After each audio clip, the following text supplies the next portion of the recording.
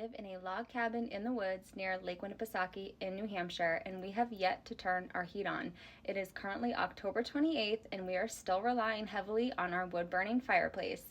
When I woke up this morning, the house was 64 degrees, and we're finally up to 68 degrees by 3:30 p.m. Our goal this year is to not rely on our propane heat. Thanks to our solar panels, we do have some electric banked up. We also have a wood-fired boiler in the basement. We plan to use that for the first time this year because obviously propane is expensive and it is miserable trying to get AmeriGas here to even deliver said propane.